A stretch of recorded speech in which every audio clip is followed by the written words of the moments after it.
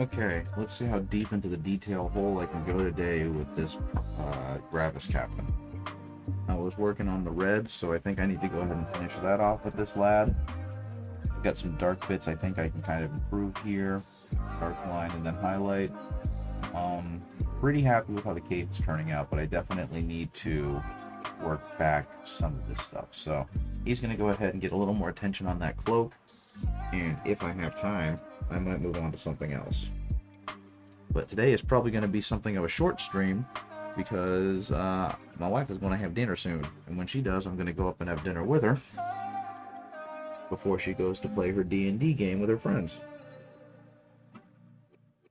For a while, I was running the D&D game, but basically decided that I just didn't have the time to really go at it, so I kind of stopped so that I could just kind of take some mental breaks. It was just becoming too much trying to run and plan two different D&D sessions. The mic was nowhere near my mouth, and I'm sorry if that was incredibly far away. So all I'm going to be doing today is seeing if I can make this guy have some slightly better coloration, contrast to his armor bits. And we're going to start by attempting to dark line him.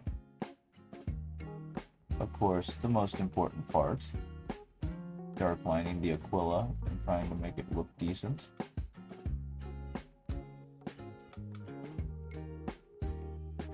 It's amazing to me how much even just a little bit of dark lining on the Aquila can give it so much more definition. Which is weird to think about, because it's like, it's just an Aquila. What's the worst that it can look like? But when you actually get those lines clearly defined under each of these wings, it really helps sell the look of the individual wings, if you know what I mean. Okay, let's see if I can actually do what I'm trying to do here, because this is where it starts getting tough. I'm having to work really hard with a very tiny bristle. See if I can effectively angle it underneath these individual lines closest to the chest. Because it turns out, looking at the model, that I actually did a pretty decent job not hitting too much underneath the individual wings. But yeah, we're just getting rid of some of the overspill. And that looks considerably better already. Okay, fantastic.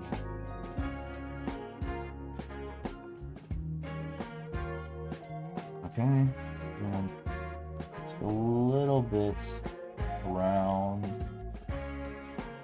Aquila itself to really drive home that lovely red. Beautiful. I got it. Now, let's do the rest of them. Let's do the Aquila on his leg. Let's hope that this goes okay. Okay. This one I was considerably sloppier with. But we want to make sure we get some really strong contrast, which will show up a little bit later, because I plan on eventually building back up on each of these individual wings a much brighter red.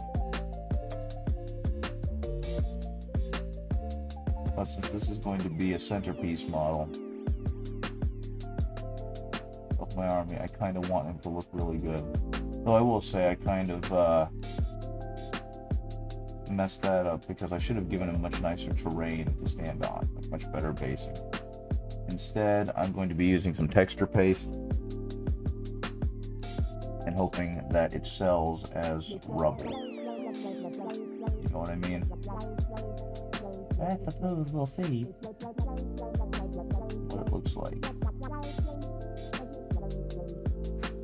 Okay, that is going to read a whole lot more clearly than if I just left it as it was. Each of those individual wingtips are now going to read because they are being forced against a very dark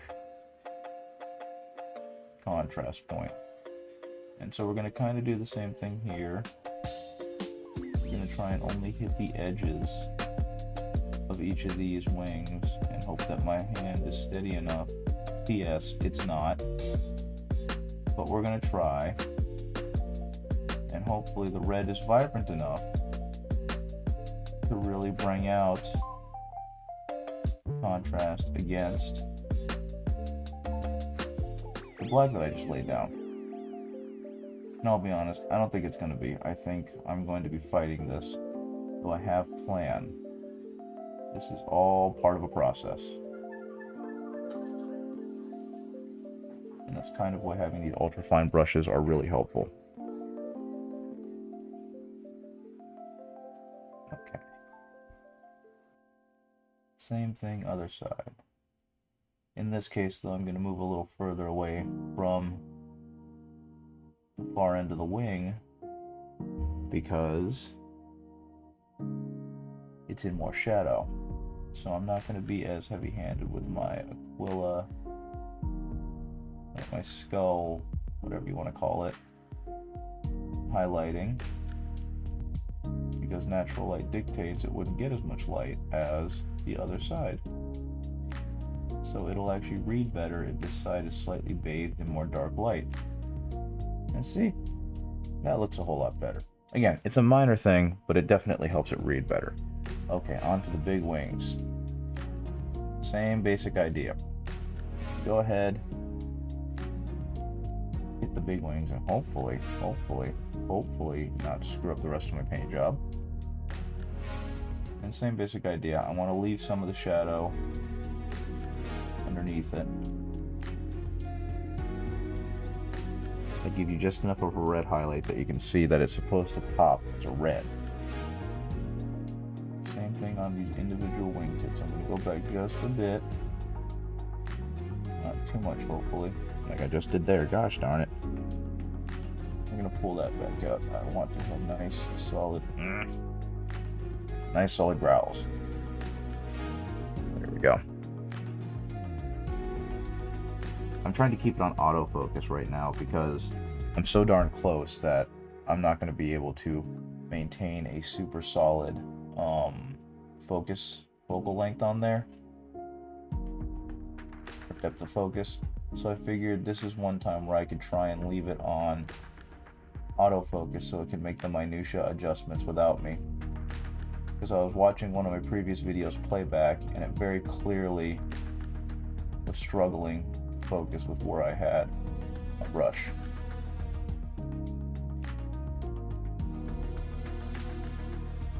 Okay, this does not need as much light because it's primarily in shadow.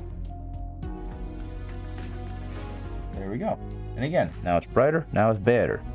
Okay. Now we're going to add some yellow into this to try and make it a much stronger, more vibrant color. And we're going to go ahead and highlight it just a little bit in the spots that would be just hit by the light, just to bring out that brightness a little more.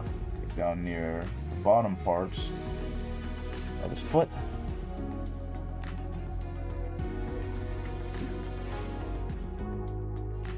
And at the very bottom of these individual curves on his wings.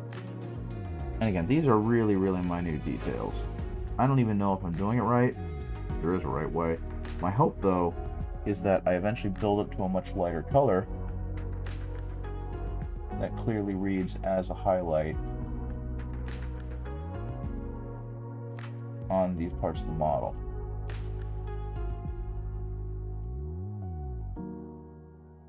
Like with this stuff, I don't even know if I'm doing anything. I suppose we'll see when I add the final highlight, because this is just going to be a single layer highlight. I'm not going to work too hard on it. Speaking of, let's go ahead and highlight this cloak. There we go. A little bit more yellow.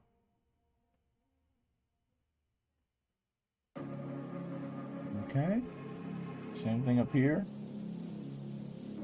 We're going to go a little brighter in some spots. Try and be very careful on his Aquila. Only hit the edges of these curls. And probably a little bit of his skelly. And hopefully that will bring out even more brightness, right? I'm using like a yellow-orange mix. And my hope is that I'm just going to hit the very edges. And just really, very gently bring out the tips and edges of each of these wings.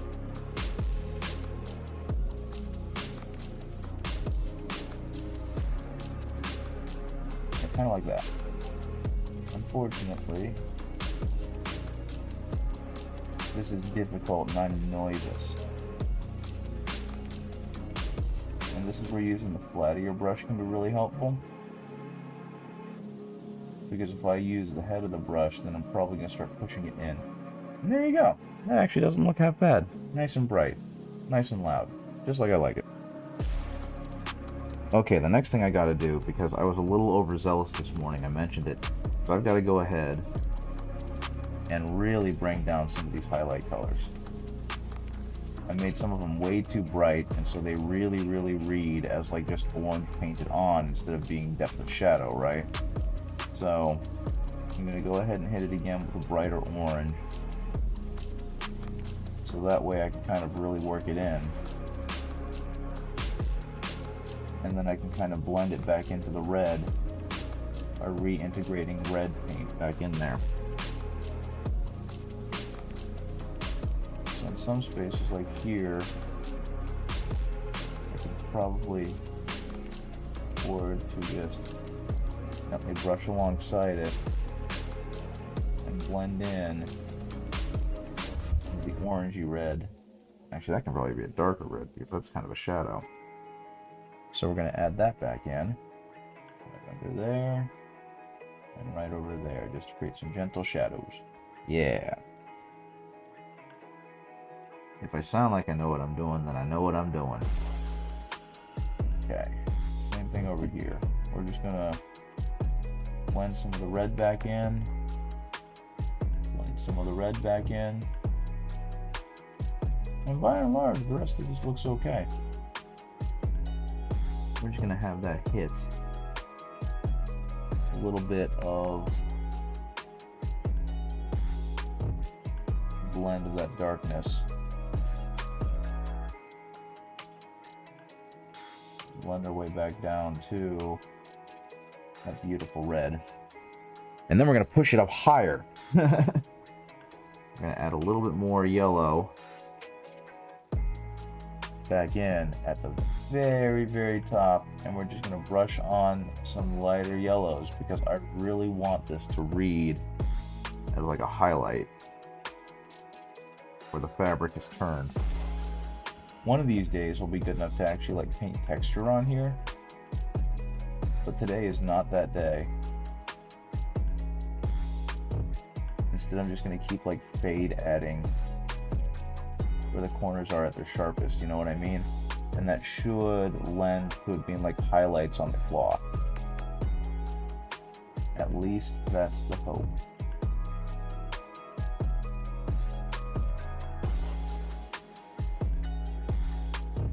So let's see, a little bit more yellow, a little bit more yellow, a little bit more yellow.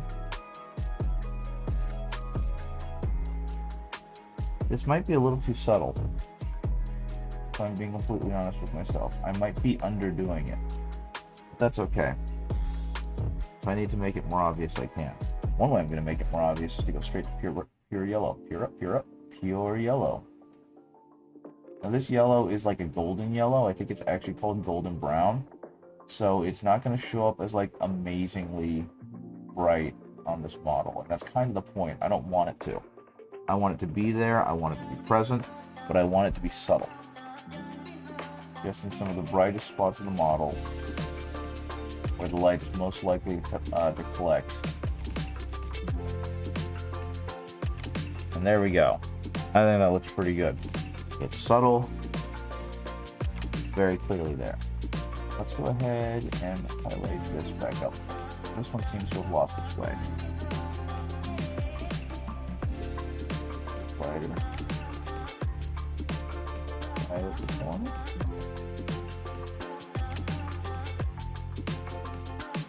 There we go. A little bit lighter. I feel like I'm just prodding a bear at this point. Just a little bit lighter. A little bit. Right? Okay, I think that'll serve. So let's go ahead and work on the back, shall we? Oh boy, this cloak. This cloak I really kind of hecked up. But that's okay. We're gonna have plenty of time to work it back down. So like I said, we're gonna add some orange back into this, or some red back into this. We're going to actually beat down some of the work I did, because I definitely went way too hard. And that definitely caused this to look kind of blocky and chunky, and that's not good. If I'm trying to go for smooth blends, blocky and chunky is the opposite of where I'm going, right?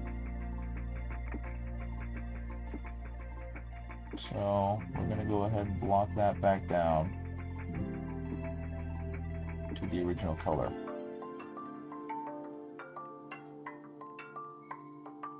The original red.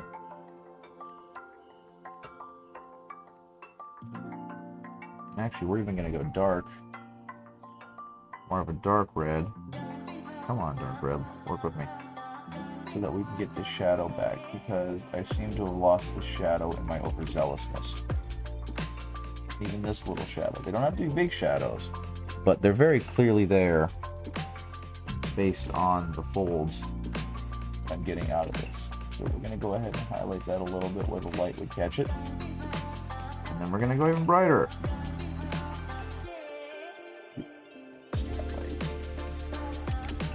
All I'm trying to do is very, very subtle shading on this guy. And that looks a whole lot better. That looks considerably less chunky. And now I can work it back up. And like I mentioned, if you're watching and you've never seen me before, if you've deigned me with a watch, which I greatly appreciate, then you'll notice that I'm spending a lot of time kind of going back and forth. And that's because, to be completely honest, I don't know what I'm doing. I'm going with what feels right at any given moment. And so if anyone is a better painter out there and just like sees what I'm doing and they're like, man, I know how you can fix this, then please, I beg of you, help me. Teach me the way. Because I am a bum and I do not spend enough time actually doing deep dives on the skills of some of these great painters. And I also feel like some of the things that I'm working on, I can't really learn by watching. I kind of got to learn by doing, and unfortunately, they're not here to help me. So it is entirely reliant on what I'm able to pick up based on how much I screw up. You know what I mean? So look right here, we're going to add just a little line. Hey, Pilky. I'm doing pretty okay. I would never be sad that I'm stuck with you. You're a lot of fun. I'm doing okay. I'm just cleaning up this cloak because when I came back downstairs, I realized that I definitely went a little heavy-handed with a lot of these blends. And so I'm going back and I'm cleaning them up. Because again, my goal is to make this guy, like, beyond tabletop standard. I got his front, and I think I did a really good job there. So I also figured out that if this is the one time I can really turn the camera's autofocus on, because the depth of field is so small that I'm actually doing myself a disservice by trying to have a fixed focal point. So turning the camera back on allows it to adjust for those little micro adjustments I make as I just kind of jostle the model. Yeah, this guy really needs it. Poor dude. I went way too hard on him this morning. But that's okay. How's your day been, Pilky? What have you been up to? What kind of damage have you managed to do on your projects?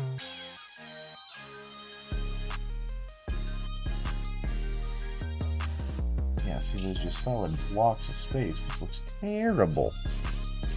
I need to really blend in from the red up to there. I've been trying to hunt down weird bugs for work. Oh, that's no fun. I can't imagine having to troubleshoot. I mean, I'm assuming you're talking about troubleshooting code. And again, coming from a place of ignorance, I can't imagine having to troubleshoot that stuff. scrubbing through thousands of lines of code and hoping that you can find the one mistake or the two mistake. Oh no, I'm starting to lose a bunch of 3D modeling for the spaceship. That's cool. I bet that felt pretty good. What doesn't feel really good is this brush is starting to lose its tip. In like the worst way, it's starting to claw out. That's fair. I know next to nothing about this stuff, so I'm speaking from a place of supreme ignorance. So like, what could you use to make that job easier? All I remember was trying to learn Visual Basic, and whenever there was a mistake, it just being like, well, I hope you paid attention to the instructions, because now you got to go back and figure out where you hecked up. That was my experience with coding. 15 years ago.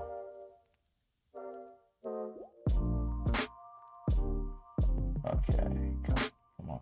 Let's blend this back. Let's make this look less bloody obvious that it's being painted. Most basic tools: the print statement where you print this code.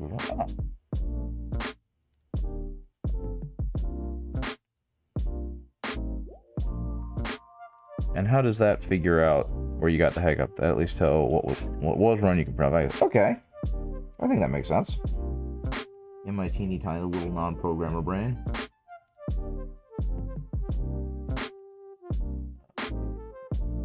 We're gonna go back to the orange.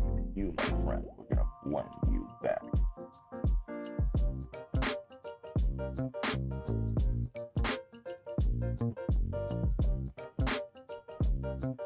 You can that way. That at least tells you what was run and you can values.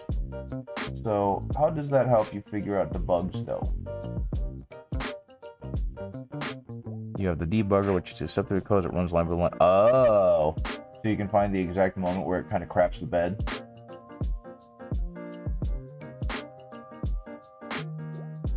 Because I know, like with computers, you can put them on safe mode, and it kind of runs it at bare minimum, so you can figure out whether it's a problem with something that has been installed or whether it's something deeper than that. At least that's my understanding of safe mode.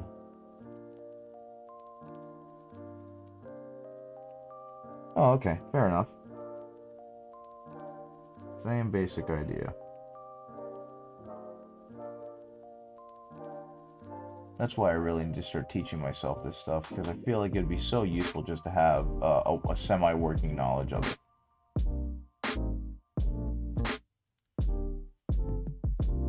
Would also be useful. I mean, pretty much, data goes on, something happens, data comes out. Yeah, or data goes in, something happens, data comes out. Yeah, that makes sense. I think it's a pretty great disservice that we as consumers, not necessarily you because you have an education in it, but we as consumers have so little understanding of how technology works. Put in the wrong data, the wrong thing happened to the data, you sent the wrong data. Fair enough. I mean, that doesn't get much clearer than that. I think that's a pretty succinct statement of where things could potentially go wrong.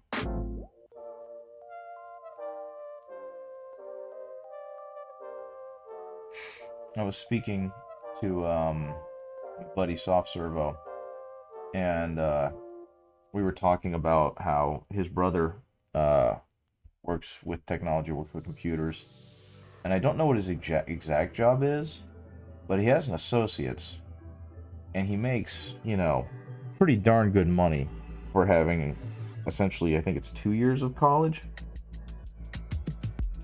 And it kind of makes me a little bit annoyed, not because he's doing well and is making good money. I wish him the world of success, and I wish him a world of prosperity.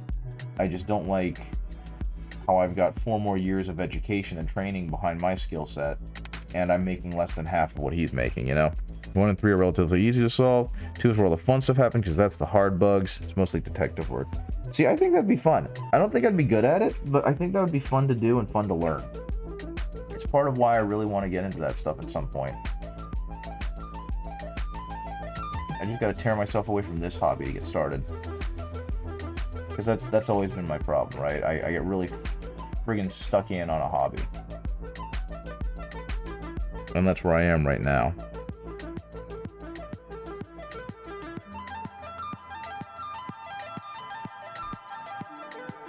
Okay, am I getting a decent enough blend out of this?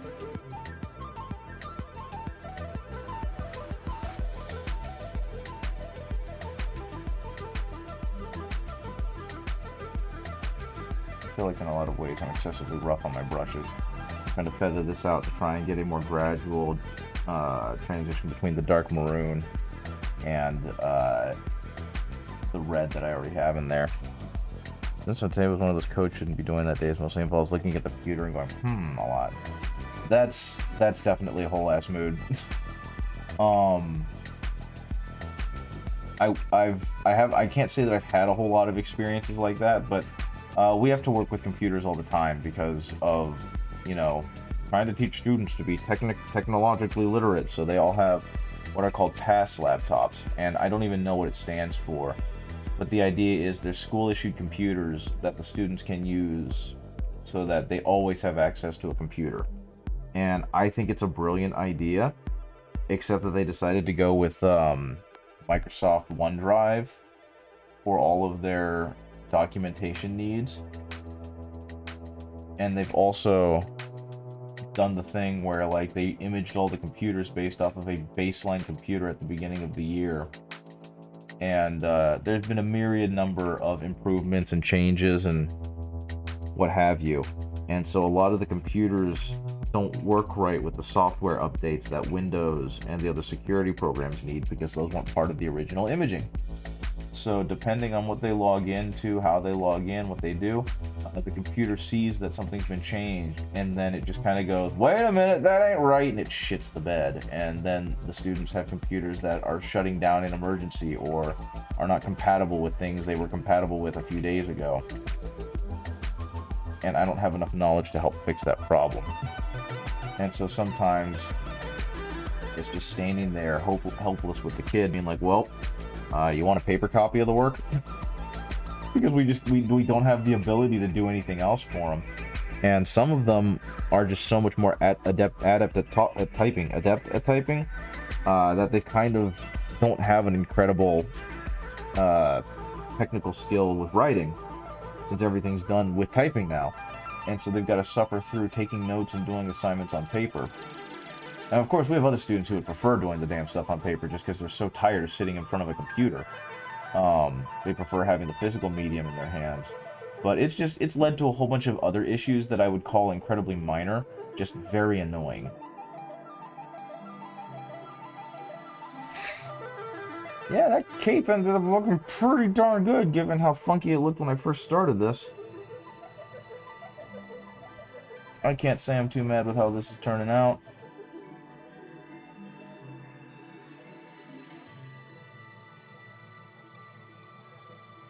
One of these days, I'll be really good and I'll be getting those creamy blends. Which is actually a sentence I really don't like. The word creamy belongs with food.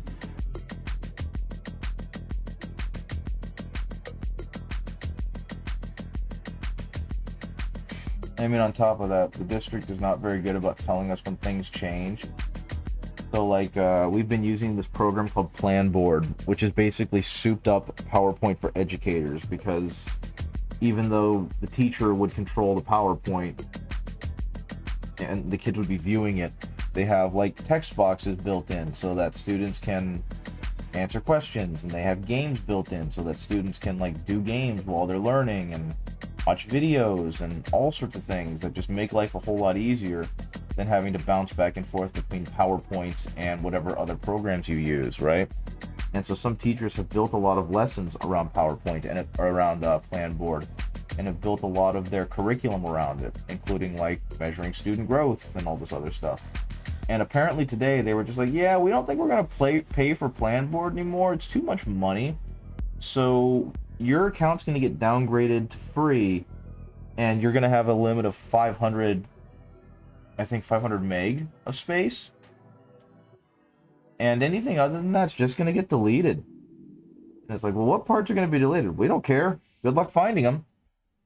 And so, like, entire lesson plans and unit plans and records of student achievement are now gone because the district didn't bother telling anyone that we were not going to pay for it anymore. You know, technology run by people who know what they're doing. But that's another story. I'm not here to complain about work. I'm here to do the best darn job I can do painting this corner on this guy's cloak. Which now needs more yellow!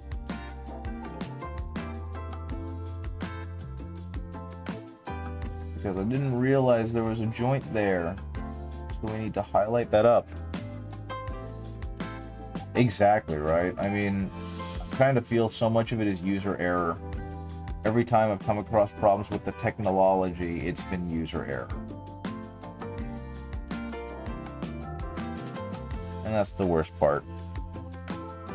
I mean, there's also a big sweeping statement. Okay, that angle needs to be even more yellow!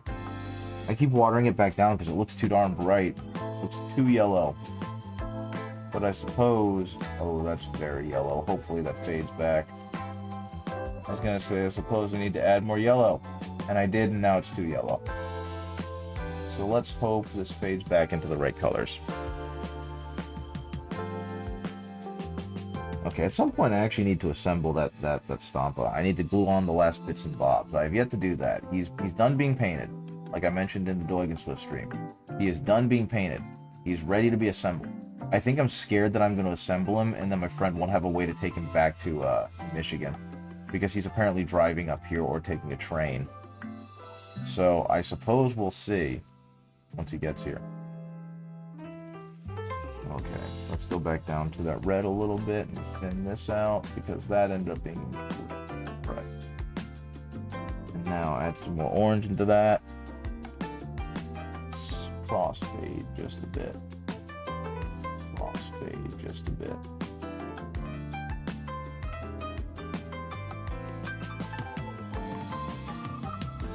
One of these days I'm going to take this ability over to the custodians and I'm going to get back to work on them.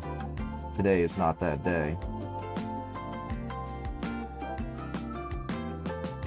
Oh, goodness. Let's see. Let's hit that a little bit more. Tighten that back up. I'm probably going back over what I just went over. I'm kind of pushing and pulling with the light right now. The highlights on this. Seeing what I can and can't get away with based on angles. I feel like most of his cloak is very, very flat, so I can't really do much with the shading on here. All I can do is kind of hope that what shading I have put on him comes through clearly.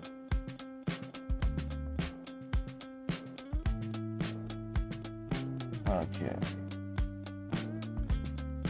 You know, something I learned pretty early when at my job is don't ever complain about the tech guy, because he's been as helpful as he can be. Okay. Given all of the things that go around trying to be the tech guy at a school district in a small city in southwestern Virginia.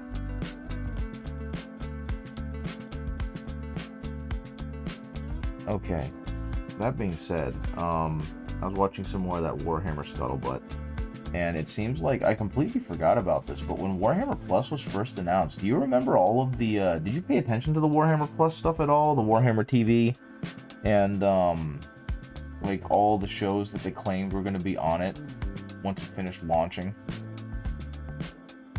Because I had completely forgotten about 90% of the shows on there. They had a big graphic that they went through, and one of the big ones they had on there a little bit, yeah. See, that was my thing, is I remember that and being like, oh cool, they're doing their own Netflix thing. This is going to be awful because they don't have the fan base for this. And I went ahead and got it so I could get the Assassin model, and because I really wanted to watch the Exodite. I thought that looked really good, and it ended on a weird, like, wet fart, which I thought was very weird and silly. The main character that you spend the entire time following, she just kind of ends up in Kamarok, I think it's called, the Dark Eldar city, because I guess the Tau are being punished by the Eldar for disrupting or like destroying the planet they're on or something or other. I don't know. It was weird, but I got Warhammer Plus specifically for that, and my subscription hasn't worn out yet, so I still have access to it. And other than like Hammer and Bolter, and I think it was called Inquisitor, they really haven't had a lot of new things. You know what I mean? And it's just kind of like, how are you going to have what's essentially an on-demand TV network with no TV? You've produced like 3 things, GW.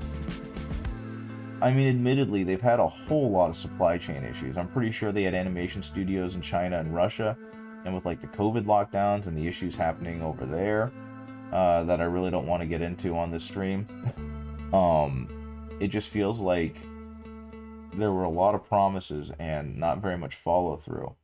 And so I hope that a lot of world situations kind of resolve themselves, just because violence and war are real life bad. Violence and war on tabletop, fine. But also, I just kind of hope they give some update as to what's going on with Warhammer Plus, because people spent money on that. Me spent money on that. And I just kind of want to know, you know, is that money going to paying studios so that they can make very fine entertainment about something they enjoy?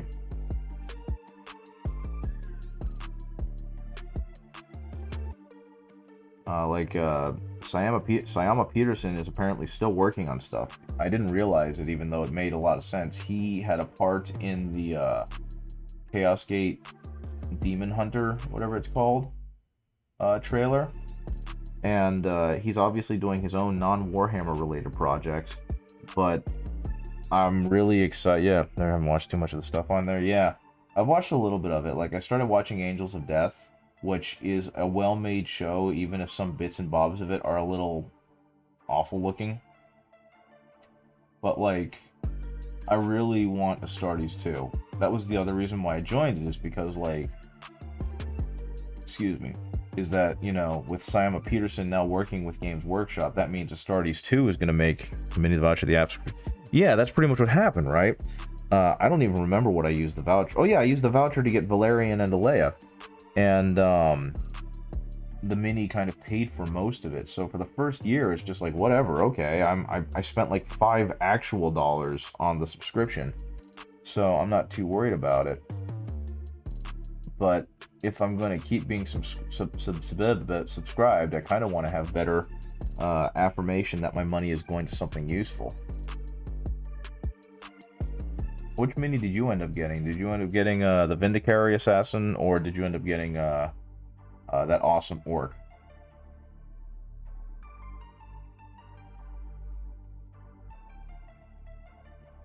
He got the Orc. He is a cool model. If it wasn't for the fact that I really wanted that Assassin, I definitely would have gotten that Orc and allowed one of my friends to kit bash him into a war boss. Oh, I didn't join it immediately, so they haven't given me the offer of the second year thing. So I suppose I'll get to see what model I want at that point. I kind of want that Terminator, that like World Eater Terminator. He's really neat looking, but both of the models are fantastic. And I do kind of appreciate that you really can't go wrong with those things. Okay. I really don't know how much else I want to do to this guy, because, or at least to this guy's cloak, because I feel like there's only so far I can push the contrast on him before he starts getting garish. You know what I mean? And I think by and large, I've done a pretty good job of getting some nice highlights. Maybe a little bit of orange and just a little bit of a highlight.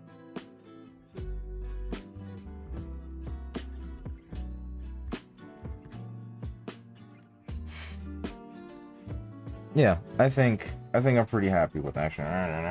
Every time I think I'm pretty happy with it, I notice something else. I feel like I've got the rubber duck issue going on, where every time I try and explain something, I notice like the big issue, or I know how to answer the problem.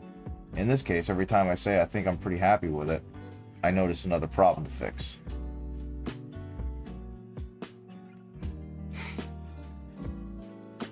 I forget, you play Sigmar, right?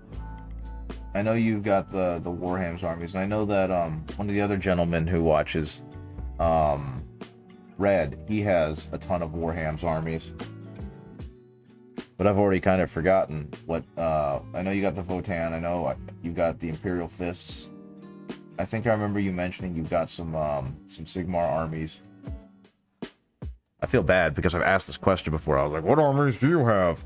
But then I mentally pooped the bed and completely forgot what they were. The guy looking pretty good.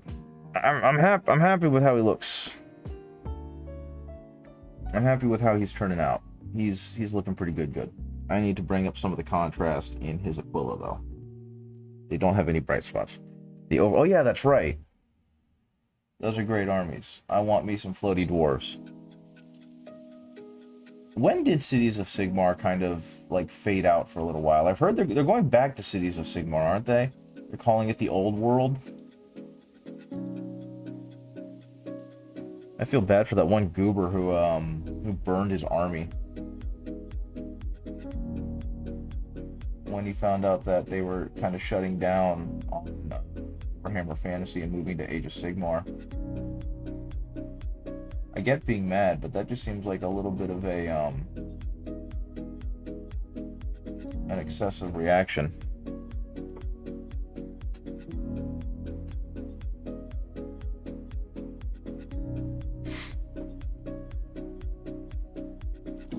Okay. Brighten up, brighten up. Brighten up, brighten up. Brighten up the mix of dwarves, elves, and humans. Heck yeah. This is an Age of Sigmar army, basically wave point. Yeah, that's right, that's right.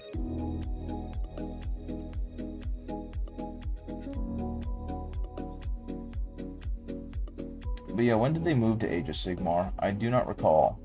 I mean, obviously I wasn't in the hobby at the time, and I think I remember you telling me that, like, the original Age of Sigmar was kind of a mess, and them standardizing the game a bit, and bringing it a little closer to, like, 9th edition. 2015, good gravy. That feels, I mean, I guess it is technically a long time ago. That's almost 3 years, or 8 years ago. But, that is kind of impressive. Okay. I think I might be able to go, no, I don't want to go brighter yet. I want to try my best to not screw up this Aquila on his leg.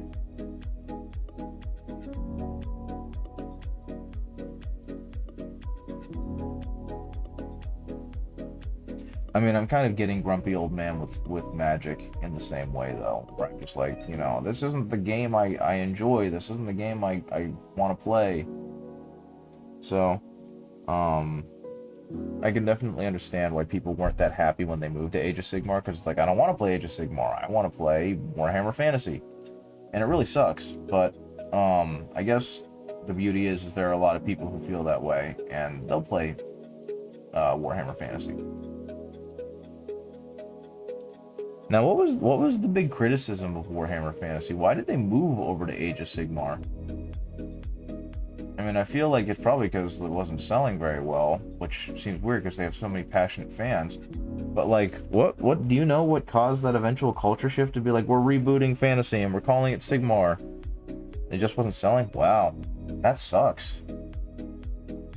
I mean, I guess it's got direct competition with the Lord of the Rings game that they were doing, or the Middle-earth game that they were doing. So they're kind of shooting themselves in the foot by having both of those at the same time.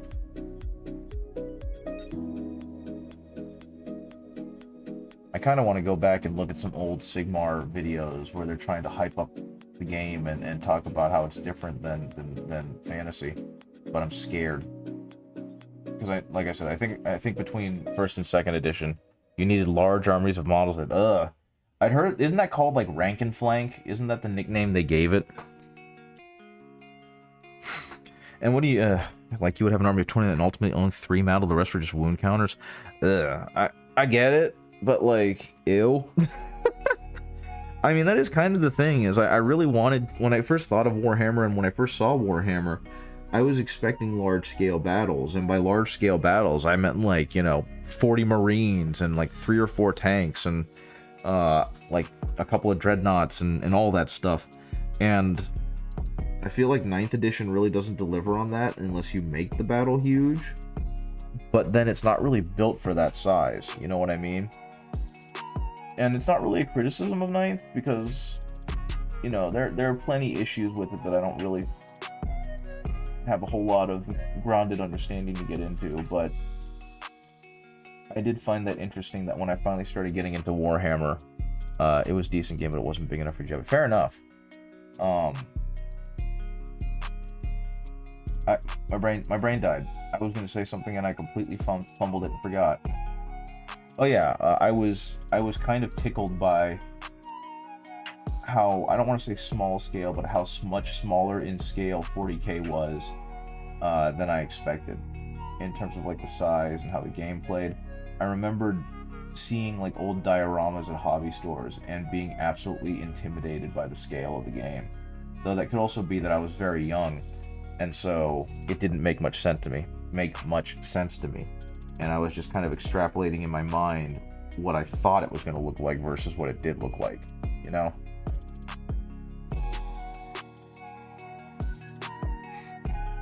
Okay, I love Vallejo so much. He makes wonderful paints that cover up my lack of skill. Yeah, that is true. I guess part of the thing also, and this is more mea culpa, this is more my issue, is that hey, Sons of Rollo, nice to see you guys. I don't have anything on screen right now because I've got it pulled close to my chest, but I am working on getting this guy all pretty-fied, and trying to get him push as much detail as I can on him, because I guess I'll call myself like a novice painter. I'm okay, but I'm really trying to just build up the detail on this guy and make him as interesting as possible, since he is going to be my chapter master for my army. So hey guys, how is it going? How are you doing? What was Sons of Rollo doing? What was he up to before he decided to give me a raid? I've got to start adding some more like notifications and some more fun pop-ups and whatnot for this channel. I think that would make some of the stuff more interesting. But I'm still so small scale with like what I do. What the heck music is this? What have I done? What did I choose? Oh, okay, that's better. So yeah, I don't know. I guess part of my issue is that me personally, I didn't really get to play a lot of large-scale games of 40K because I just never had the time. And it's part of why I want to get back into it and give it another chance, because like I've said before, I moved away from 40K towards one-page rules. And I really like how one-page rules plays, but it feels so small scale in comparison to 40K, unless you go really, really heavy in on the points. But like a 2,000 point game in one-page rules is like the equivalent of a 1,000 point game in 40K. And again, that doesn't really hit the interest level for me when I'm collecting big armies and trying to get several thousand points of Space Marines, right? Like, what you call it? One almost 6,000 point game. Good lord. That's a lot of meat to have to grind into each other. I think the largest 40K game I ever played was probably 2,000 or 3,000 points. And that was a fun game, I guess, but it slogged on for so long because everyone was still so new to the game. We just constantly had to refer to the rules, and no one really knew their army. And we obviously didn't really understand the strategy of the game yet, so it felt like a lot of it was spent waiting for someone else to do something on everyone's side, you know?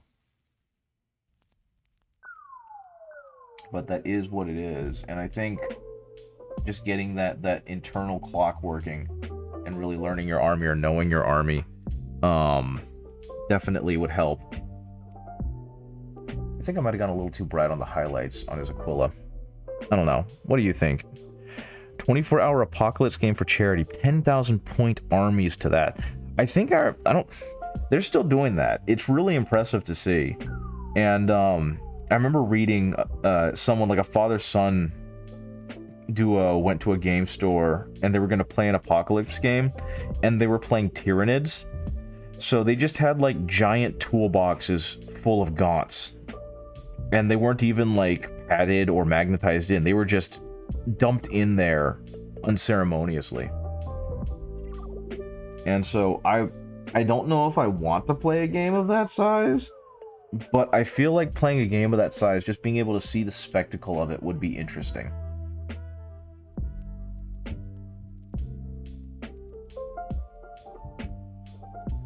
Okay, so I'm taking some calculated risks here. I might be going too bright with this off-white. I hope not, because I really don't want to accidentally mess up a bunch of work I just did.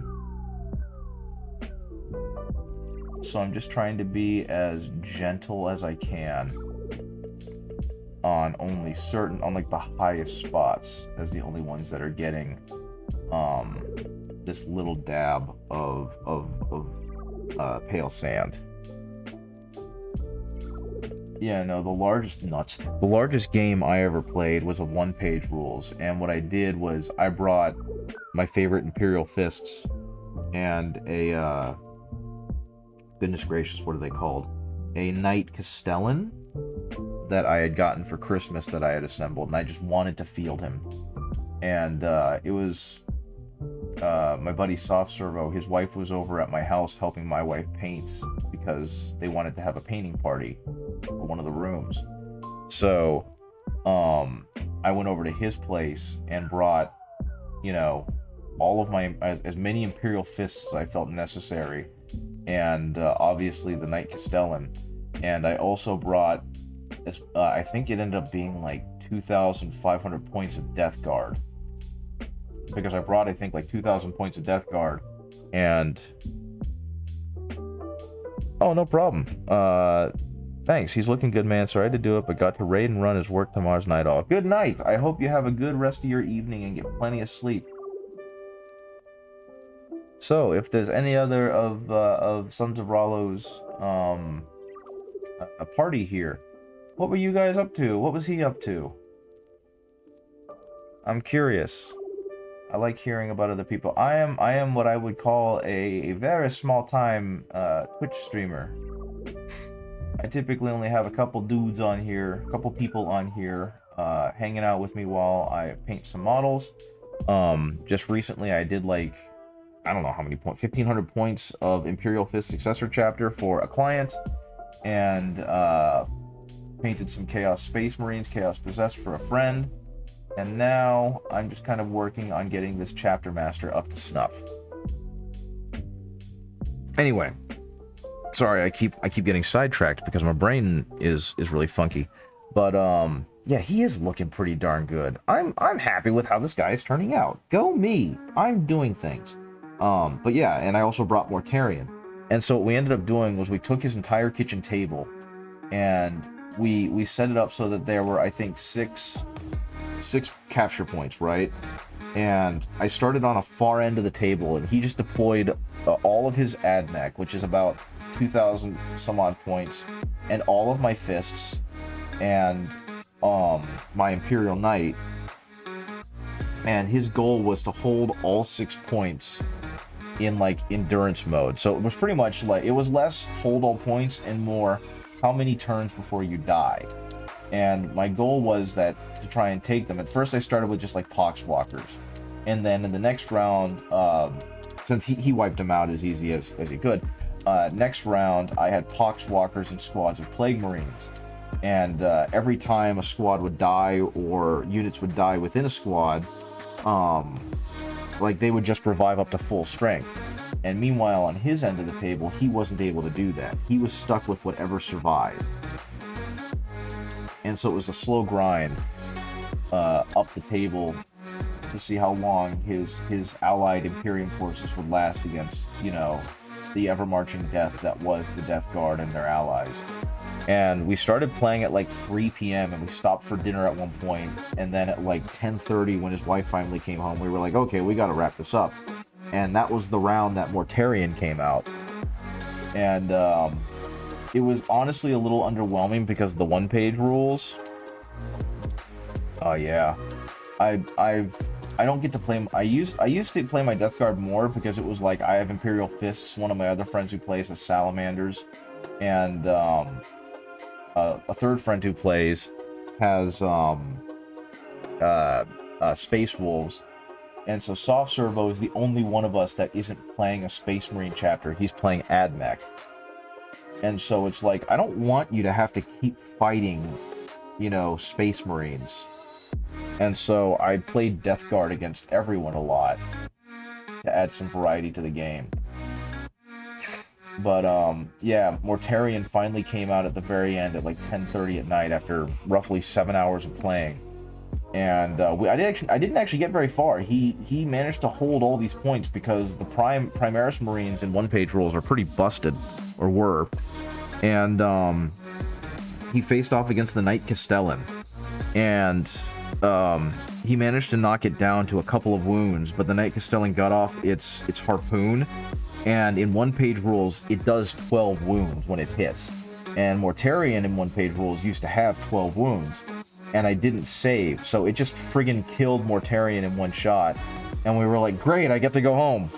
But that's the only time I've ever gotten to field Mortarion, and that was by far the largest game I played. I think between the two armies, we had like 6,000 or 7,000 points between, I guess, the three armies. Yeah, I was pretty sad to see Mortarion die so quickly, and I'm still waiting for a game to bring him out. But one-page rules follows kind of the old Warhammer logic of, like, there is no heroes except the ones you make. So they don't have translation sheets for character units, you know what I mean? They used to. Like, they used to have a Mortarion sheet, and I'm pretty sure they used to have, like, a Guilliman sheet and a Gazkul Thraka sheet. But they've gone to version 2.50, and they've gotten rid of a lot of that. They changed some of the more annoying rules on the Prime Marines. They modified a lot to make the game run smoother, but like I just said, no more hero units, so you kind of have to make the guys yourself if you really want to play them. Yeah, I guess that cloak turned out pretty good, but I think I'm done working on that. I think I'm gonna go ahead and work on his shoulder pads a little.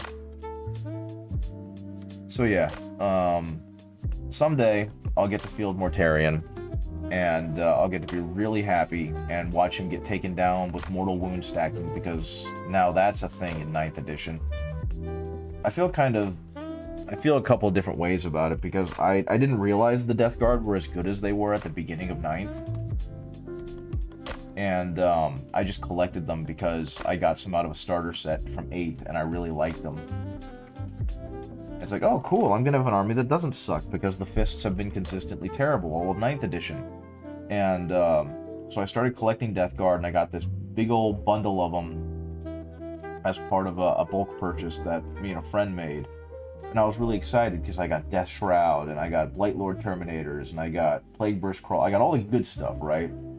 And right as I got everything painted up, they got nerfed to all hell, and now they suck.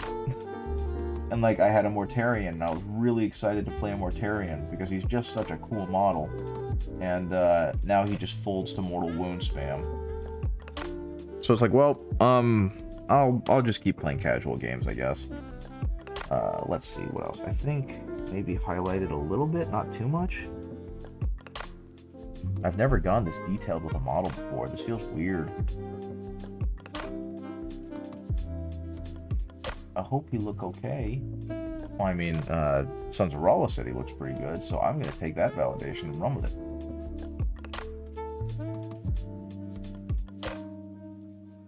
Okay. Yeah, I've never played a competitive game. I've never actually played a game. I take that back. I was gonna say I've never played a game in a local game store, but that's technically wrong. I played a single game in a local game store, and it wasn't against anyone I didn't already know. Like, we needed to be out of the job, like off premises, and then come back after a few hours for like a parent-teacher night or something. So, oh, that's cool. That's something I want to do too. Like, I want to go to a Warham's tournament and play in a Warham's tournament and just get my ass handed to me. But try and have fun doing it, you know? Because I feel like a lot of people are just there to get a chance to play their armies. And hopefully, there's not too many who are really there to be hyper competitive, especially after you lose that first game or whatever, and you start getting seeded with people who also lost their first game. Eventually, you just start reaching, the bottom half of the tier, and at that point, people have probably mellowed out or are just there to play their on-theme, on lore-accurate armies and not care about the meta.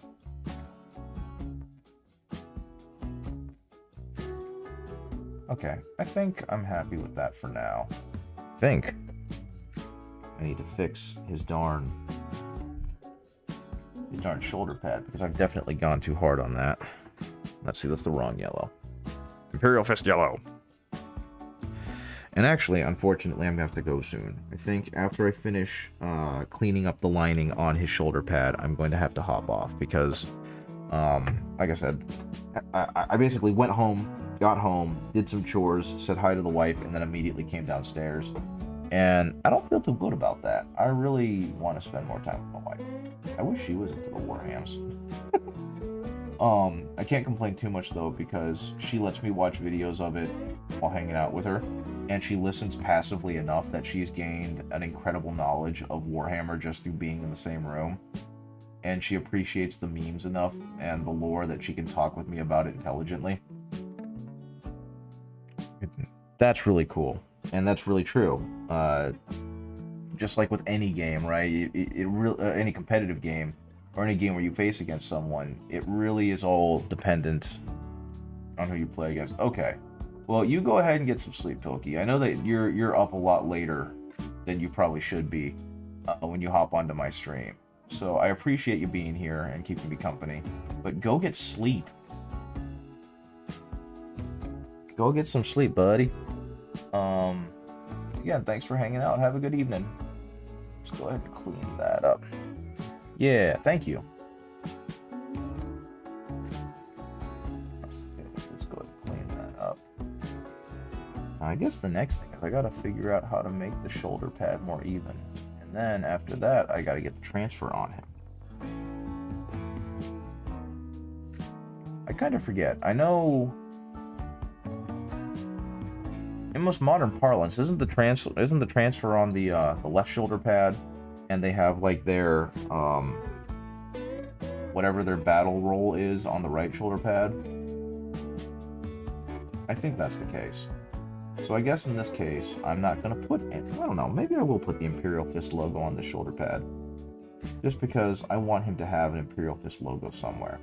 I guess as Chapter Master, he should have a lot more iconography on him, but I'm not that good at kit bashing, so I'm not gonna do that. Okay, I think I'm gonna let that dry. It's looking pretty good. Oh man, I'm probably gonna have to do the rest of him like this too, because the airbrush spray bit was just to kind of guide my hand with where I was gonna put shadows versus where I was gonna put, highlights. So he's not gonna remain this color, I don't think. I'm gonna have to eventually go over him with a traditional brush and figure all this stuff out. Might have done myself a bit of a disservice by doing that, but that's okay. All about learning, all about trying to get better. Okay, collar, pretty good. There we go. And then we'll go ahead and I need to get underneath the Aquila, what it looks like. I've gotten a little sloppy there. Got some paint on his chest, which is obviously not going to look too good. And back there, I think once you start getting underneath his arm like I'm doing, I'm really just starting to hit areas that'll be in heavy shadow. So I'm probably just going to hit that with a brown, with either, probably a brown, and work my way back up. the yellow. Because right now this is not looking that great. It's very watery. That's okay. Okay, go ahead and hit that with some of the yellow. That brightness back up. Go ahead and hit his elbow a little bit, especially since I seem to have picked it up. We're gonna go down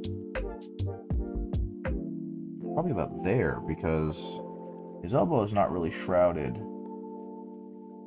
at all. So I can probably roll the yellow a little further down his elbow.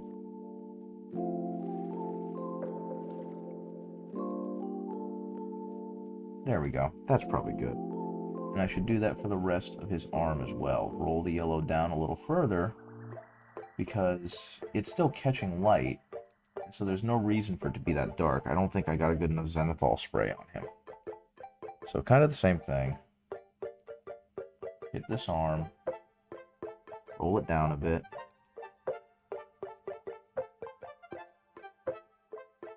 I guess I'll leave the shadows just because.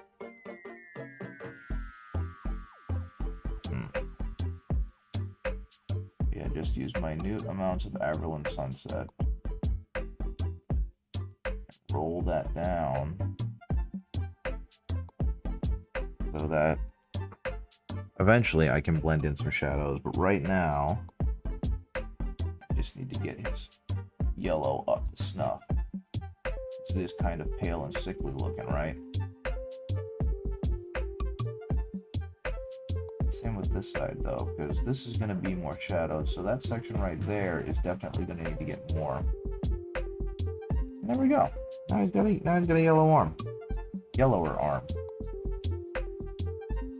Same with right here though. Get more of that yellow. Oh my goodness, look at all this red that I accidentally got on him. That's no good. Get a little bit in there. Get rid of some of the red there. Hope that this sticks. I added some new music to my playlist, and I'm not sure if I like it. Like, I skipped to the middle, and I was like, okay, yeah, this all sounds good. But now that I'm listening to some of it, it's like, maybe I should take some of this stuff off.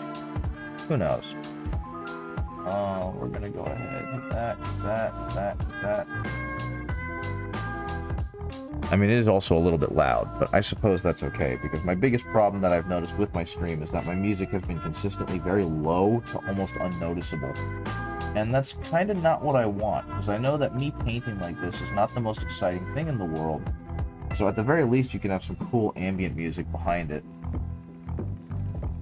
to help bring out a little bit more chill energy. Okay. I think I'm just going to have to line that back with some yellow, because that doesn't look very good. Okay. Okie dokie, doopy doopy doo. Let's go ahead and hit that. And now he's starting to look a lot more yellow. This is actually what I want. I want him to have like a garish yellow. I want him to have that really, really deep Imperial Fist yellow. And I'm starting to get there off of what was not a deep Imperial Fist yellow. But at the very least has given me a paint guide of where I should hit and where I should leave it alone. And that's A-okay. I'm basically waiting for the bat signal to rise up. The only reason I'm really still here. But until then, I'm just going to go ahead and keep using this yellow to try and get him back to a much brighter yellow. I probably can use a slightly bigger brush for this too. So I think I'm going to do that. Hopefully I'm not shooting myself in the foot. Because that was a 00, and honestly, I should be saving that for the really fine details like faces. Hopefully this mildly ruined number 0 fine for what I'm trying to do. If anyone's still in here, please be careful with your brushes. Brush maintenance is super important. Speaking of, I'm going to go ahead and clean up this 00 and try and make sure that it's still usable for smaller detail.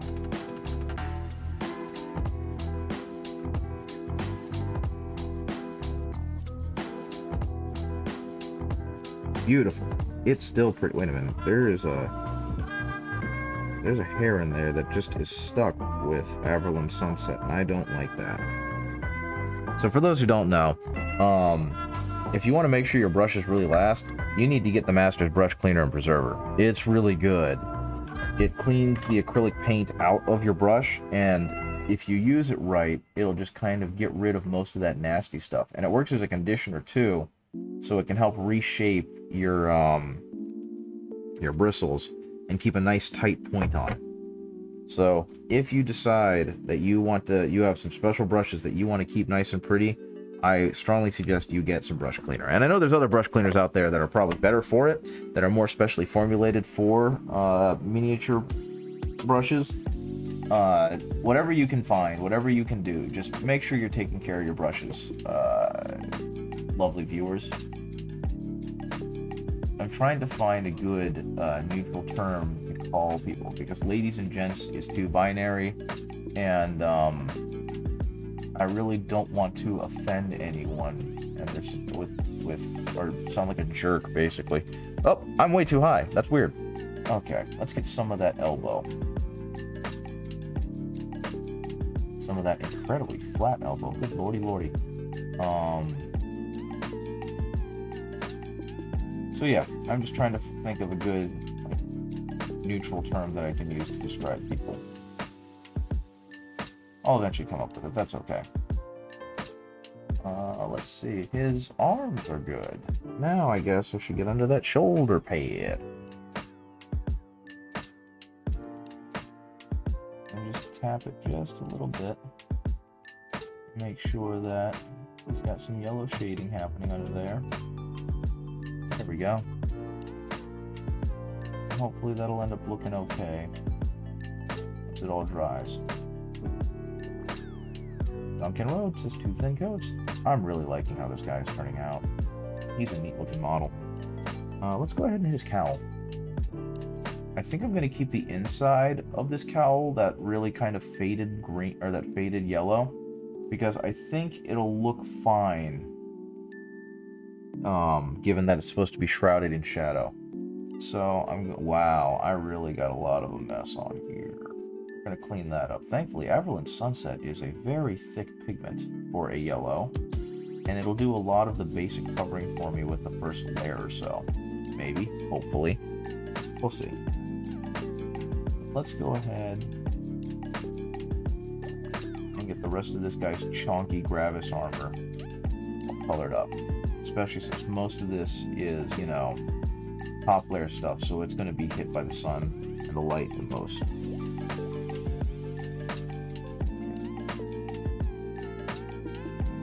And I think, again, I can leave most of the rest of this in shadow, and the dull yellow will really do its work there. I mean, we'll see, and I'll probably get proved wrong, but for right now, I'm going to go ahead and stick with it. And if it doesn't look good, I'll paint over it. That might be a little too watery, but we'll see if we'll make it work, I suppose. I suppose one thing I'm kind of curious about is this part right here. Should this also be yellow? I'm not sure if I want to keep it yellow, or if I want to make it yellow, or if I want to indicate that it is clearly a separate piece and painted a different color. I suppose I'll have to find out when I get there. I'll make that decision then. Because clearly it's an addition to the piece. It's like it's not his Iron Halo, but it's his Iron Halo, if you know what I mean. So I suppose I'll figure it out. Right now, just getting the guy in the yellows.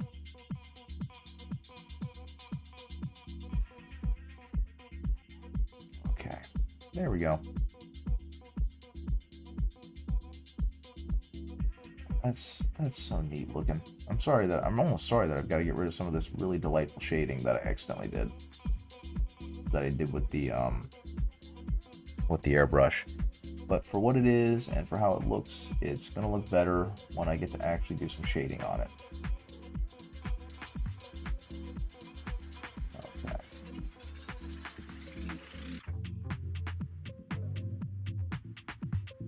Let's try and get rid of some of those brush strokes. Paint back over that in a minute. And yeah, this is going to have to get some more of a shadow to it, because very clearly it did not get hit very hard by the airbrush, which means it wouldn't have received much light based on where I was spraying. So hopefully I can replicate that now that I've gotten rid of it all. Same within there. Want to kind of be careful that I don't ruin the red paint job I just did.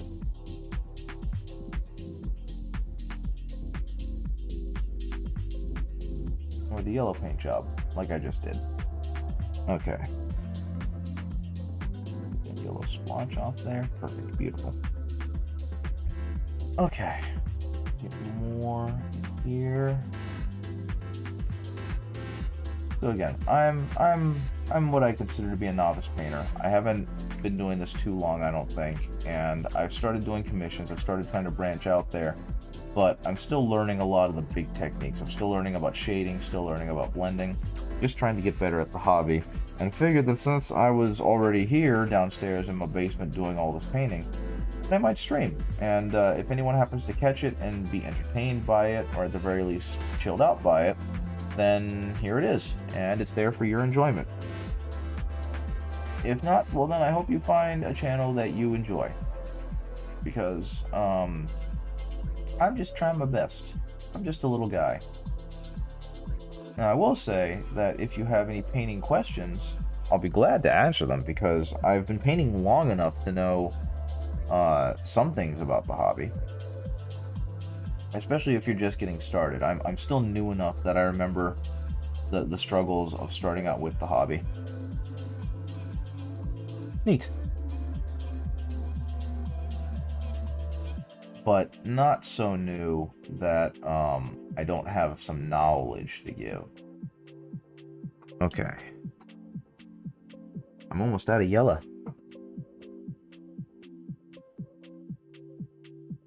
Okay, so I just saw that someone joined the Discord. I was asked by someone else to make a Discord. I have no real experience with Discord. Hey, Mango Smasher. Thank you for joining. I appreciate it. Ow, I just popped my chest. I don't remember why I made the Discord. Someone was mentioning I needed to do that. I think it was because they wanted to have a place where if models were shared or if people wanted to show off their prints or whatever, they could. But yeah, I appreciate it. I just saw that show up. But I honestly don't have a whole lot of experience with Discord. I don't use it for much, so my knowledge base with it ain't very good. I think you're probably the first person to join, and if that's the case, thank you. I really appreciate it. I need to start pushing that more, I think. You know, I really should make that effort to be like, hey, if you want to have a place to talk about models and painting and whatnot, go ahead and you want to post your makes and I'll find them and put them up on the stream. You should join this Discord, because I don't know what else it's for. I know, right? The most I've used it for is that the local game store I go to, they have a Discord where they allow you to post models and makes. Yeah, I do. I just made it like a couple of days ago. I think I have it linked on the Twitch page now. I think I took the time to do that. But there's nothing on it. I think I may have made it and then made a place to talk about the hobby and a general discussion page, but that's it, because I don't really know what I'm supposed to do with a Discord, because like I'm not like Doig and Swift. I don't have any projects going on. I obviously don't have a huge community to talk to about it. So it's just like someone said I should make a Discord, and so like, okay, I'll make a Discord, I guess. And now there's a Discord. That's kind of what it boils down to. I guess at this point, as long as you guys don't do anything too awful or political or whatever, I really don't mind what goes on in there. But I don't think much will go on in there, because I think I have like 40 followers total. That is true. Anyone who wants to share painting tips or share their makes and get praise and potentially advice, I would love for you guys to post that stuff in there, because I feel like the painting part of the hobby is one of the most intimidating. and no one should be made to feel ashamed. Well, that's really cool. Thanks for showing up. Thanks for popping into my stream. I've been painting for about 4 years, and I got kind of stuck at a certain painting, at like a modest painting level for a long time, because I just didn't want to improve. And then I started realizing I could, so I've started to work on improving. And over the summer, I started really trying to get better at some of the higher level techniques, like blending and whatnot. Wow. Very cool. That's a long time to be in this hobby. I'm glad you've enjoyed it that long. But yeah, I've just been kind of enjoying everything about it. I really love the lore, and I tend to gush about it a lot, and I will talk about it with way too much enthusiasm. I've been reading the Horus Heresy books, and so that's where a lot of my knowledge base is right now. I don't know much actually about the current 40k lore. I know a lot more about the Horus Heresy because I read like 36 of the books in a row, and then I finally got tired of Nick Kime and started skipping around because I'm not very fond of the Salamanders books.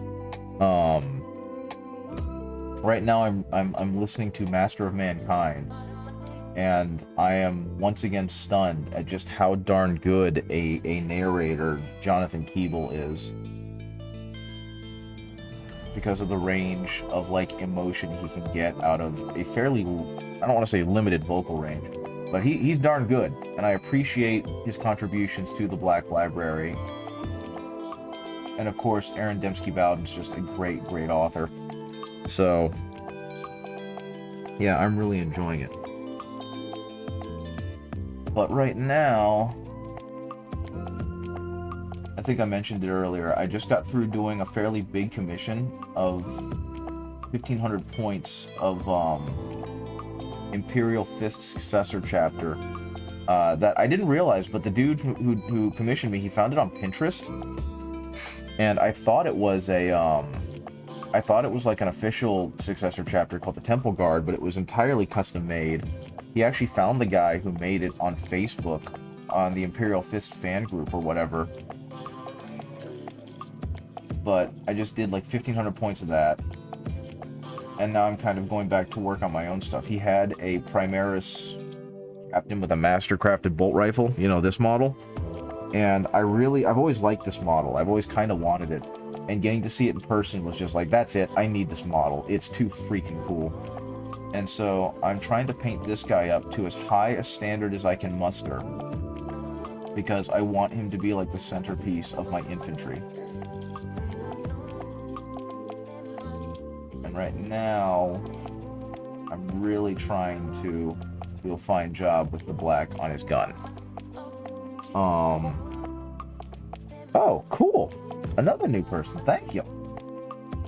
I'm honored. I actually am pretty honored, guys. I didn't think that anything would come of me doing Twitch streams. Not to get too like sappy or maudlin, or not too schmaltzy about it. But I really did just start doing this because I was already painting, so I figured why not stream. So I definitely appreciate you guys joining, and I hope that you can learn all sorts of cool painting stuff from that channel, or from the Discord. I hope it ends up being a super useful resource for you guys. And if there's any questions, I'll do what I can to answer it.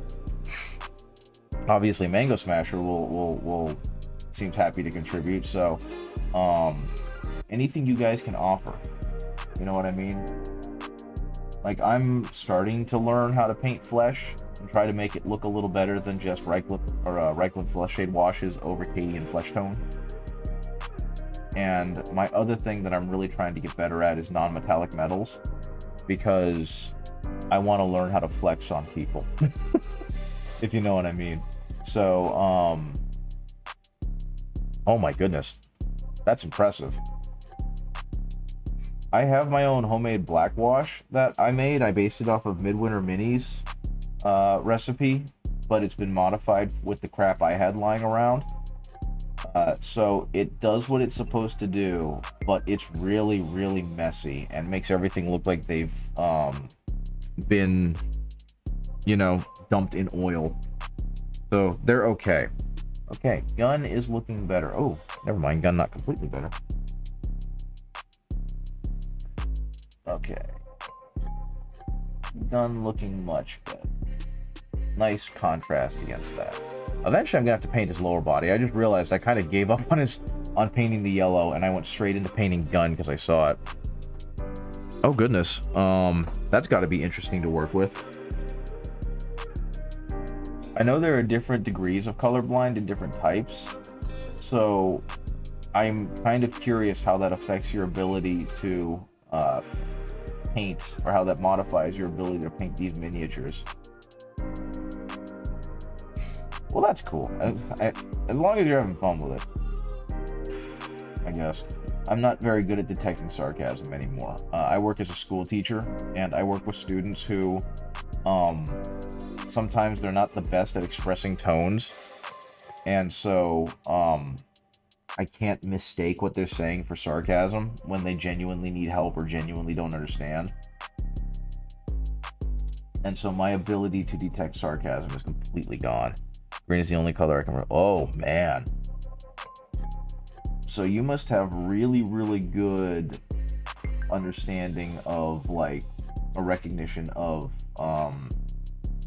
volume.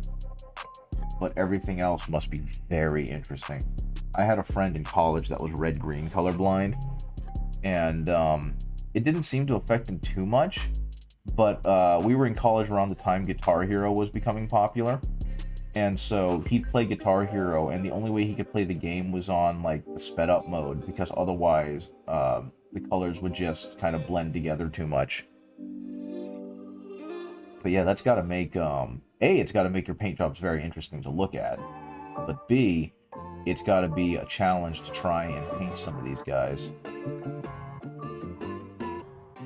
is that going to be good enough? I think that'll be good enough. I probably should paint his butt too, just to get that little bit of visibility. Yeah, my only problem is that I have very terrible, or not terrible, I have fairly bad vision. I'm very nearsighted, and I have astigmatism. Oh dear. Not very many orcs or salamanders in your army, huh? But again, you've been doing this for so long. You must have some very neat looking armies, you know. I can't imagine that someone's been painting that long and doesn't have some super cool armies to show off because of it. Okay. Let's go ahead and finish up getting the yellow on him and stop bouncing around. Oh no, I got it on my red. Why would you do that? Okay, there we go.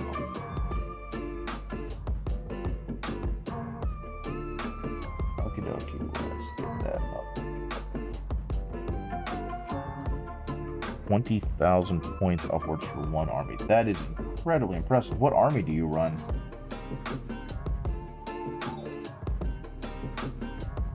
I don't know. I'm really bad kind of golden retriever energy, where I'll be very interested in one thing and then I'll see something else shiny and then my attention will switch immediately to the new thing. So like I started with the Tau and wasn't too fond of them, and then moved to Imperial Fists and was having fun. Then I got bored of painting them and I moved to Sisters of Battle, and then I got kind of bored of painting them, and then I moved over to Death Guard. And I haven't gotten bored of painting Death Guard. There's just too much fun being messy with it. But in general, I'll tend to be super excited about an army for a little while, and then I'll give up on it and move on to something else. Which I think is just a holdover from how I used to collect and build Magic decks. And then immediately be like, okay, I did it. I know how it works. I'm ready to move on to something else. Come on, Yellow. You can do better covers than this. For you. Okay.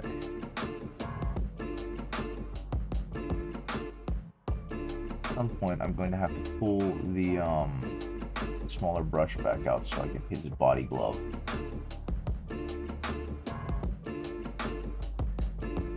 40k, 2 30k, all Age of Sigmar, 1 Bolt Action, 4 Beyond Gates of Antares, 8 Kings of Warple's Vanguard, and then 3 Warpath That's on Firefire. Good lord. Whew, that's a lot of stuff. Yeah, you've definitely been a very avid collector of things in the wargaming community. I started with the Warhams about 4 years ago, like I mentioned, and that was off a starter set from 8th edition because a friend really wanted to learn how to play, but he was too nervous to go in it alone. That's in 3 years? My goodness, man. Congrats to you.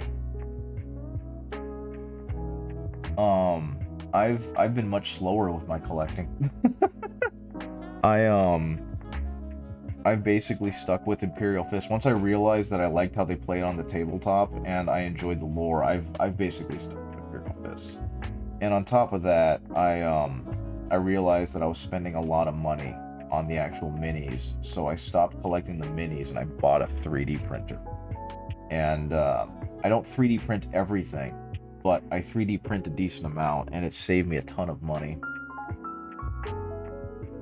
Okay.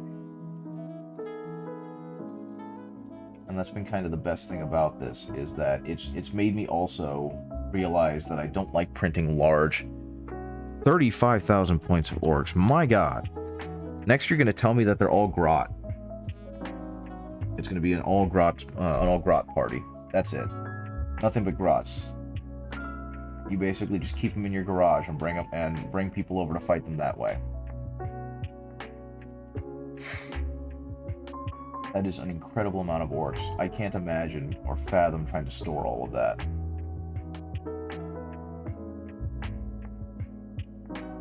Okay. Ooh, good luck. That is a lot of orcs to be painting. I've got to see a picture of that at some point. If you can, you really need to take a picture of all them orcs. Assembling them must have been a trip.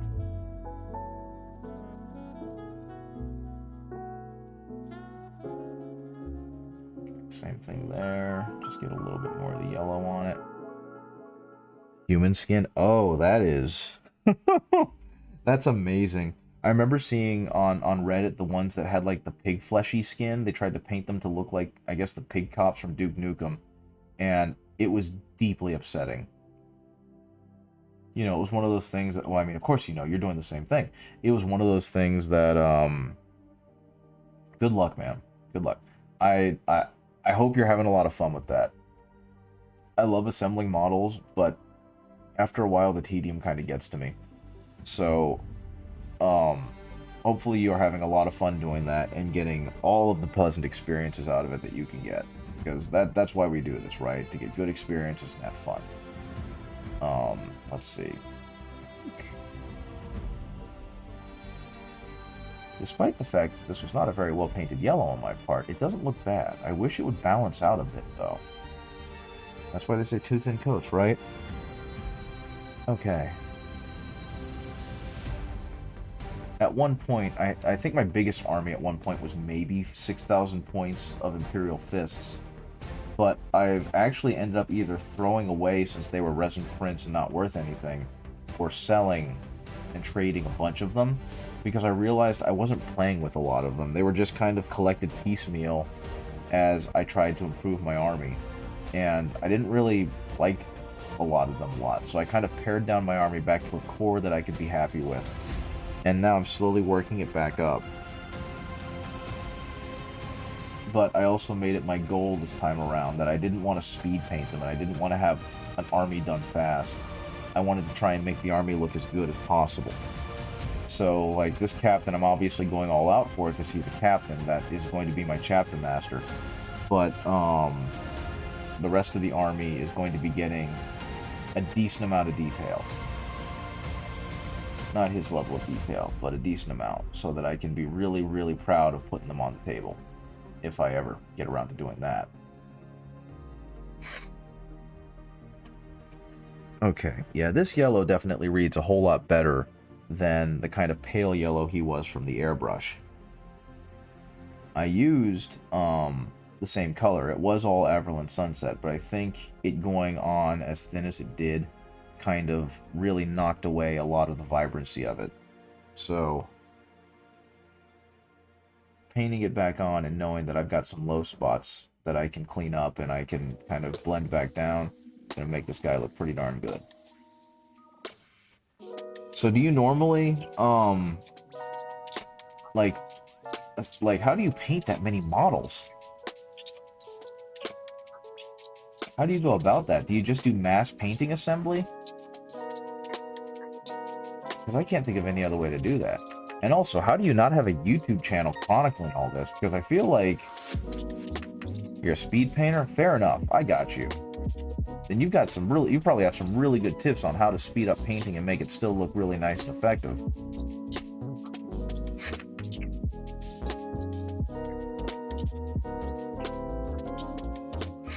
I guess my next question then is like, is there any particular reason other than desire to own that you bought and are speed painting however many points of orcs? 35,000 points of orcs. Because that seems like such an incredible endeavor. You can average 230 models in 10 hours and 1,370 models in 57 hours. That is an incredible feat. That's absolutely amazing.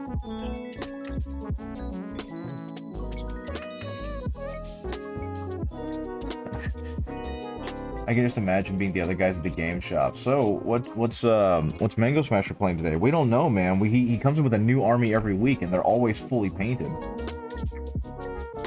That's got to be super impressive. Like, I'm clearly doing the opposite. I'm spending a lot of time on this one dude and waffling a lot with trying to get his colors exactly how I want them. But that is go big, go home is my style. Funny enough, that's always the way. Fair enough. Fair enough. I mean, like I said, if you're having fun doing it, then, like, that's fucking awesome, and I'm really happy for you. But yeah, having just the sheer numbers of that on the table must look very... And how do you store all that? I have no idea how much 35,000 points of orcs would look like. That's just such a huge, unfathomable number to me. How would you, like, transport that into and from the store, or from however you show those things off? That's such an impressive number. Boxes, really, it's all multi-basing. Fair enough. Okay. What am I doing? Oh, wait, what am I doing? What am I doing? I forgot what I was doing. Oh yeah, I was going back and repainting his belt a little bit, because that was a fairly sloppy initial coat I put on there, just because I'm scared of messing other things up. So let's go ahead and get that better painted. Put a little bit on there. There we go. There we go. Okay. He's getting pretty. He's not there yet, but he's getting pretty. Given that I was going to non-metallic metal, his sheath and whatnot, his scabbard, I don't know why I didn't bother painting that brown as well. But wait, no, did I do brown? I think I might have done a maroon. I might have gone maroon with that. We're gonna see. Did I go maroon with this? I did. So that's what I'm gonna do. Instead of going traditional brown to get the non-metallic metal gold, he's gonna go maroon. In the new year, playing a 50,000 point game, 20,000 points per side at my local store, gonna have to hire 6 4x4 tables for 4 days. I bet. So, like, these games don't finish in one day. You basically, like, stop playing and your store keeps everything where it was, and you just pick up the next day when you guys come back.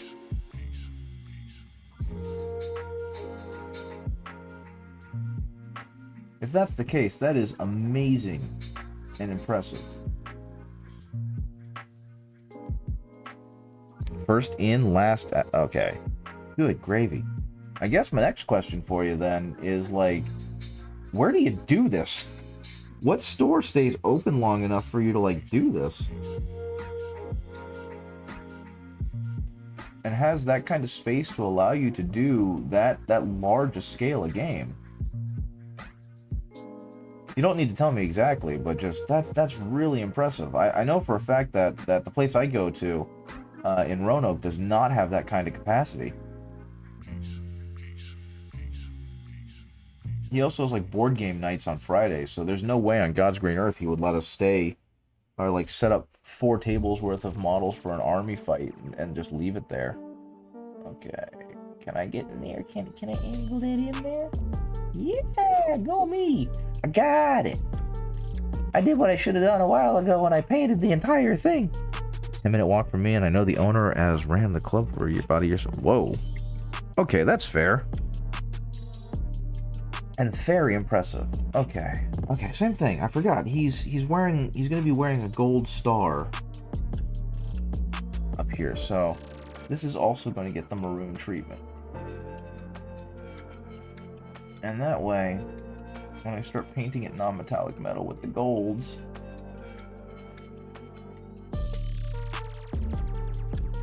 okay. I feel like I'm using the wrong brush for this.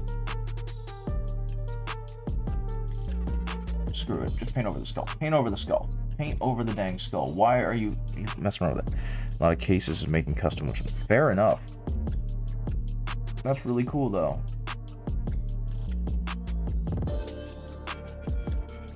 I mean, I guess that's the fun of being in the hobby as long as you have. You've been able to make a lot of really interesting connections, and that's really helped with your ability to actually play the game. Okay, I think I am going to go ahead and do this a whole different color. This is also going to get this dark red that's going to play off as a brown for me. I have multiple browns, but I'm going to use this instead. That's something I want to buy that I don't have yet is a display case. I want to get myself some shelving to start displaying the models I do own. I recently bought, or a couple years ago, I bought a newer house. Well, actually, technically, the house itself was older, but I needed more space between me and my wife. And so I definitely have more space to actually display my models. Definitely plus work for Mantic Games has its perks. Oh, yeah. That'll definitely do it. You work with Mantic Games? You work for Mantic Games? Okay. I'm struggling a little with the words. But that's really cool. Yeah, I think this part is going to get the red.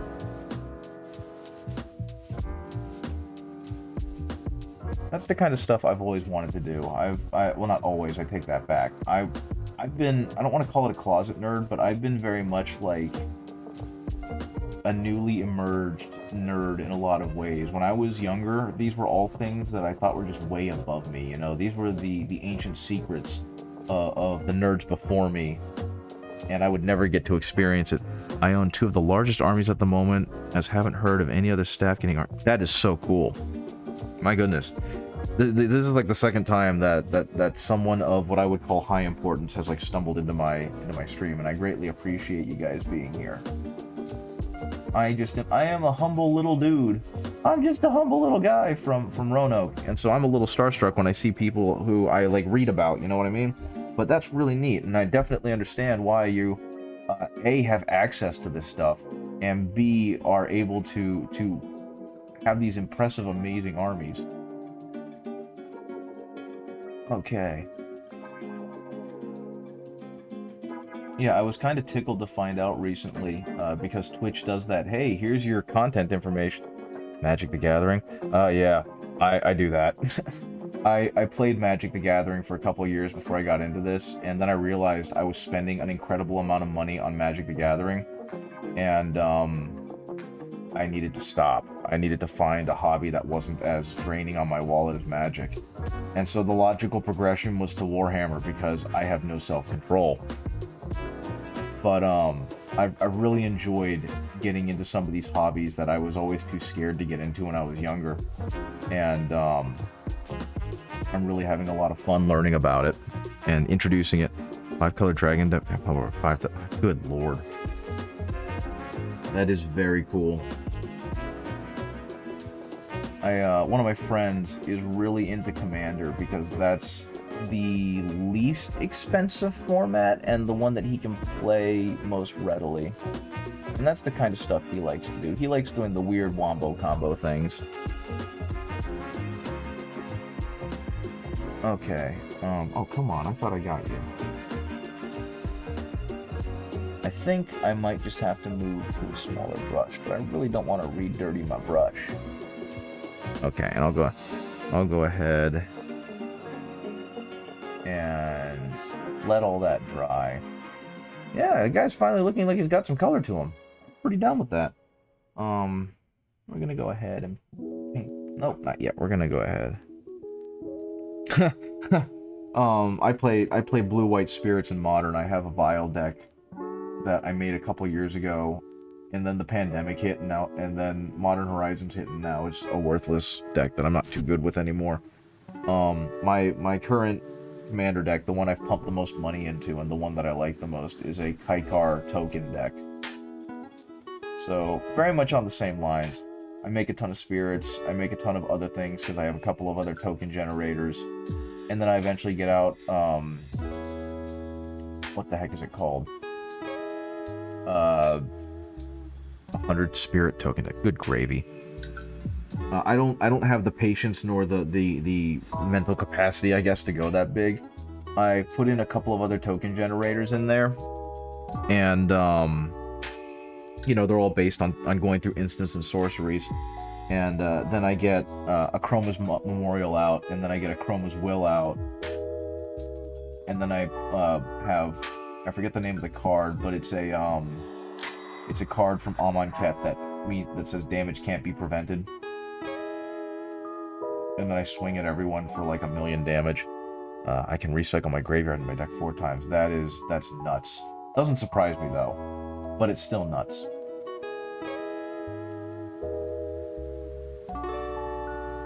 Okay. I mean, blue-white spirits is such a super fun archetype. I dig it so much. I also, to bring it back to 40k really quick, I also recently got Mortarion and made a black deck that's basically thrash your own ass. I honestly don't remember how. I think it has a couple of mana doublers in it, so that I can eventually drain everyone for life by just casting drain life spells for a ton. But it's a really fun deck to play that has a lot of heavy interaction with the rest of the table. And so, games are always interesting. At the very least, I haven't had a boring game with that deck. And people feel the need to respond to it because they think Mortarion is going to be really scary. Okay, let's go ahead and hit that. Okay, I hear my wifey walking around upstairs, which means I probably ought to get ready for freaking dinner. Okay. Let's go ahead. A little more. Okay. I'm really liking how this guy is turning out. I'm obviously going to add some more volume and some more contrast and whatnot to him as I continue working on him, but I'm really happy with how the yellow and whatnot is looking on him.